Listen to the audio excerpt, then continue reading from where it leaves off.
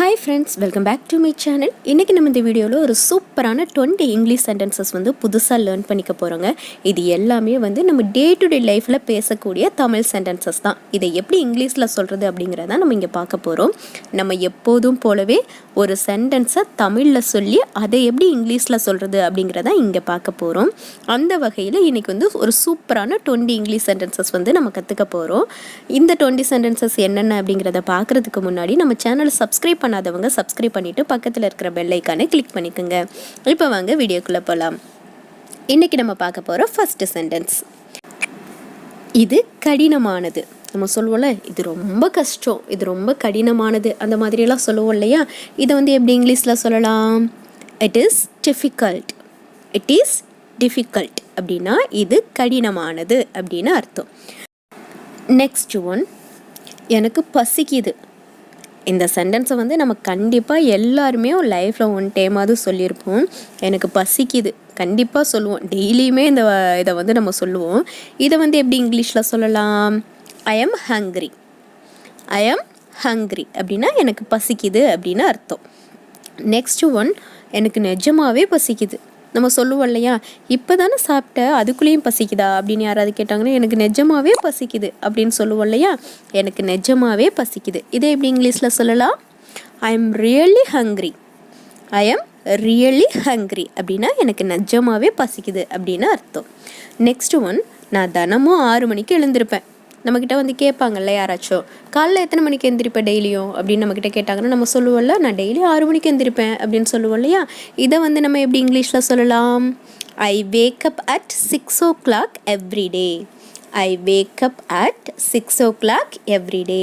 பர்டிகுலராக ஒரு டைமை நம்ம மென்ஷன் பண்ணி சொல்லும்போது அட் யூஸ் பண்ணிக்கணும். அப்போ நம்ம நான் தினமும் 6 மணிக்கு எந்திரிப்பேன் அப்படிங்கிறது நமக்கு ரெகுலராக நடக்கக்கூடிய ஒரு விஷயந்தான். அப்போ இதை நம்ம சிம்பிள் ப்ரெசன்ட் டென்ஸில் சொல்லணும். அப்போ இதை எப்படி சொல்லலாம்? ஐ wake up at 6 o'clock every day அப்படின்னு சொல்லணும். அப்படின்னா நான் தினமும் 6 மணிக்கு எந்திரிப்பேன் அப்படின்னு அர்த்தம். நெக்ஸ்ட் ஒன், நீ என்ன செஞ்ச? நம்ம கேட்போம் இல்லையா, நீ இன்றைக்கி சாப்பாடு என்ன செஞ்ச அப்படின்னு கேட்போம் இல்லையா? இல்லைன்னா ஏதாவது குழந்தைங்க ஏதாவது சண்டை போட்டுக்கிட்டாங்கன்னா, இல்லைனா ஸ்கூலில் டீச்சர் திட்டாங்க அப்படின்னு சொன்னாங்கன்னா நம்ம ஃபஸ்ட்டு என்ன கேட்போம்? நீ என்ன செஞ்ச? மேம் எதுக்கு உன்னைய திட்டினாங்க அப்படின்னு கேட்போம் இல்லையா?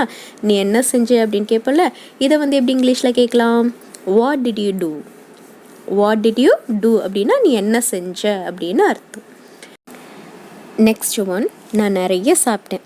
நம்மக்கிட்ட கேட்பாங்களே, என்ன கொஞ்சம் சாப்பாடு வைக்கட்டுமா அப்படின்னு கேட்டாங்கன்னா வேண்டாம் நான் நிறைய சாப்பிட்டேன், எனக்கு போதும், அந்த மாதிரி சொல்லுவோம் இல்லையா? நான் நிறைய சாப்பிட்டேன். இதை எப்படி இங்கிலீஷில் சொல்லலாம்? I ate too much. I ate too much அப்படின்னா நான் நிறைய சாப்பிட்டேன் அப்படின்னு அர்த்தம். நெக்ஸ்ட் ஒன், இதைத்தான் நான் சொன்னேன். நம்ம சொல்லுவோம் இல்லையா, இதைத்தான்ப்பா நான் சொன்னேன் அப்படின்னு நம்ம சொல்லுவோம் இல்லையா? இதை எப்படி இங்கிலீஷில் சொல்லலாம்? This is what I set. This is what I set அப்படின்னா இதைத்தான் நான் சொன்னேன் அப்படின்னு அர்த்தம். நெக்ஸ்ட் ஒன், இது உனக்காகத்தான். இந்த வார்த்தையில் நம்ம ரெகுலராக சொல்லக்கூடிய ஒரு வார்த்தை தான். இப்போ நம்ம எங்கேயாவது வெளியில் போயிட்டு வந்தோன்னா ஏதாவது திங்ஸ் வீட்டில் இருக்கிறவங்களுக்கு வாங்கிட்டு வருவோம்ல, அப்போ நம்ம கொடுப்போம்ல, இது உனக்காக தான் கொண்டு வந்தேன் அப்படின்னு சொல்லுவோம். இல்லைனா இது உனக்காக தான் வாங்கிட்டு வந்தேன், அந்த மாதிரியெல்லாம் சொல்லுவோம் இல்லையா? இதை எப்படி இங்கிலீஷில் சொல்லலாம்? This is for you. This is for you அப்படின்னா இது உனக்காகத்தான் அப்படின்னு அர்த்தம். நெக்ஸ்ட் ஒன், இது அவனுக்காகத்தான். இப்போ நம்ம சொல்லுவோம்ல, இது அவனுக்காக தான் கொண்டு வந்தேன், இது அவனுக்காக தான் வாங்கிட்டு வந்தேன் அப்படின்ற மாதிரி சொல்லுவோம்ல. இதை எப்படி இங்கிலீஷில் சொல்லலாம்? சேம் நம்ம முதல்ல சொன்ன அதே சேம் சென்டென்சஸ் தான். அங்கே யூன்னு சொன்னோம் இல்லையா? உனக்காகன்னு சொல்கிறப்ப யூ சொன்னோம், திஸ் இஸ் ஃபார் யூ அப்படின்னு சொன்னோம். இங்கே அவனுக்காகத்தான் அப்படின்னு சொல்லும்போது யூக்கு பதிலாக ஹிம் சேர்த்துக்கணும். அப்போ இந்த சென்டென்ஸை எப்படி சொல்லலாம்? This is for him. This is for him அப்படின்னா இது அவனுக்காகத்தான் அப்படின்னு அர்த்தம். நெக்ஸ்ட் ஒன், நீ ஏன் கேட்குற? நம்ம ஏதாவது ஒரு விஷயம் பற்றி கேட்டோம்னா நம்மக்கிட்ட கேட்பாங்களா, நீ எதுக்கு அதை பற்றி கேட்குற அப்படின்னு கேட்பாங்கல்ல. நீ ஏன் அதை பற்றி கேட்குற, நீ ஏன் கேட்குற அப்படின்ற மாதிரி கேட்பாங்கல்ல. இதை எப்படி இங்கிலீஷில் சொல்லலாம்? Why do you ask. Why do you ask அப்படின்னா நீ ஏன் கேட்குற அப்படின்னு அர்த்தம். நெக்ஸ்ட் ஒன், உங்களுக்கு இது வேணுமா? உங்களுக்கு இது வேணுமா? இதெல்லாம் நம்ம ரெகுலராக சொல்லக்கூடிய சென்டென்ஸ் தான். உங்களுக்கு இது வேணுமா அப்படிங்கிறத இங்கிலீஷில் to you want this. To you want this அப்படின்னு கேட்கணும். நெக்ஸ்ட் ஒன், நீ என்ன சமைக்கிற? நம்ம வந்து ஏதாவது கிச்சனில் சமைச்சிட்ருப்போம். அப்போ வந்து கேட்பாங்கல்ல, நீ என்ன சமைக்கிற இன்னைக்கு அப்படின்ற மாதிரி கேட்பாங்க. இல்லைன்னா என்ன சமையல் செய்கிற, என்ன சமைச்சிட்ருக்க, செம சூப்பர் ஸ்மெல்லாக இருக்கே அப்படின்ற மாதிரி கேட்பாங்கல்ல. நீ என்ன சமைக்கிற அப்படிங்கிறத எப்படி இங்கிலீஷில் கேட்கலாம்? What to you cook? What to you cook அப்படின்னா நீ என்ன சமைக்கிற அப்படின்னு அர்த்தம்.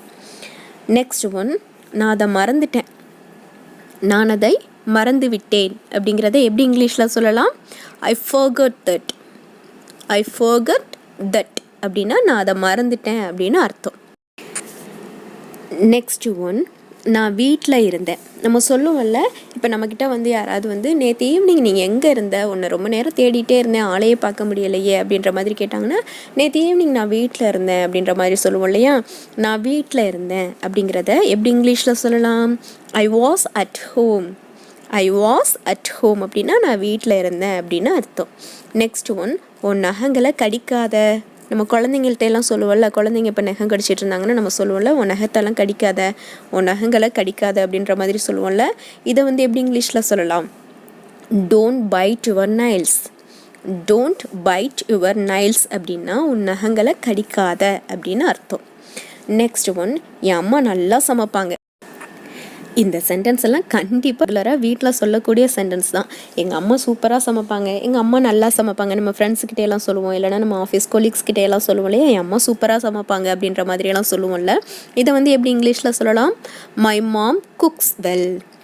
மை மாம் குக்ஸ் வெல் அப்படின்னா என் அம்மா நல்லா சமைப்பாங்க அப்படின்னு அர்த்தம். நெக்ஸ்ட் ஒன், நாம் முயற்சி செய்வோம். இப்போ ஆஃபீஸ்லேயே இந்த வீக்கெண்டுக்குள்ளே ஒரு ப்ராஜெக்டை வந்து நம்ம வந்து கம்ப்ளீட் பண்ணி ஆகணும். பட் டைம் வந்து ரொம்ப கம்மியாக இருக்குது அப்படின்னா நம்ம டீமில் நம்ம பேசுவோம்ல, நம்ம முயற்சி பண்ணுவோம், கண்டிப்பாக நம்மளால் முடியும் அப்படின்ற மாதிரியெல்லாம் நம்ம பேசுவோம் இல்லையா? நம்ம முயற்சி பண்ணுவோம், நம்ம முயற்சி செய்வோம் அப்படின்லாம் நம்ம சொல்லுவோம் இல்லையா? இதை வந்து எப்படி இங்கிலீஷில் சொல்லலாம்? Let us try. Let us try அப்படின்னா நம்ம முயற்சி பண்ணலாம் அப்படின்னு அர்த்தம். நெக்ஸ்ட் ஒன், நான் அதை இங்கே வைக்கலாமா. நான் இதை இங்கே வைக்கலாமா.